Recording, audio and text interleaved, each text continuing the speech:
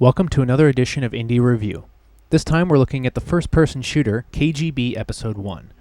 Trying to take some elements of Modern Warfare, the game looks interesting, but does it hold up against other shooters? Or does it take a bullet to the head? Missing federal agents, and we suspect they're dead. They were out here tracking terrorists that were growing and selling cannabis to fund importing weapons into the country.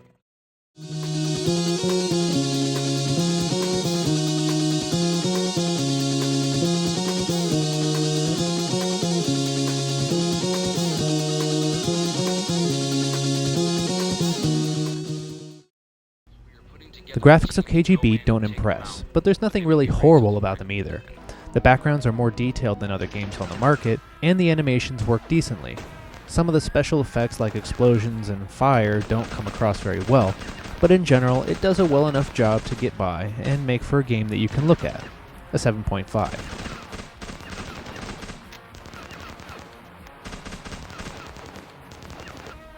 KGB utilizes some good mechanics from a game like Modern Warfare. The auto-aim feature helps a lot when you're moving throughout the battlefield and feel overwhelmed.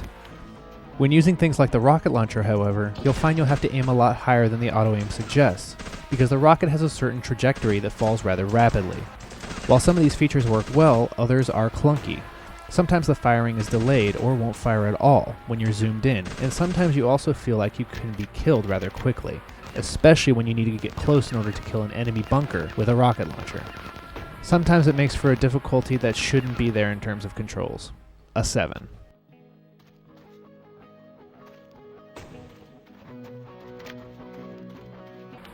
The sound of KGB isn't horrible, and the fact that the music changes from calm to intense during combat situations makes it more bearable. There are many times where you'll have to listen to your command, which just sounds like some 15-year-old kid telling you your orders, and it makes you want to laugh. Hey Mike, this is the situation. We got 4 missing federal agents, and we suspect they're dead. They were out here tracking terrorists that were growing and selling cannabis to fund importing weapons into the country. So we are putting together a team to go in and take them out, but they won't be ready till tonight.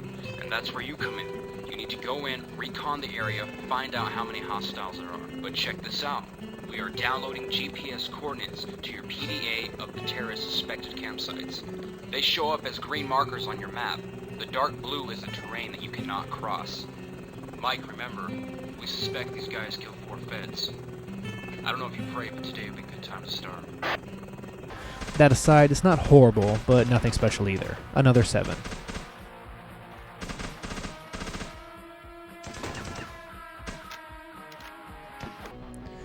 KGB won't have you glued to your seat, and it won't repel you either from never wanting to play the game. It's a game that you can easily pick up and just as easily put back down. For a first-person indie title though, it does a decent job of trying to make an impact for the indie community. A 7 in replay value gives KGB Episode 1 a total 7.1 out of 10. Thanks for watching this episode of Indie Review. For further reviews and information on Xbox Live indie titles, make sure to check out IndieNerds.com for more previews, updates, and reviews. See you next time.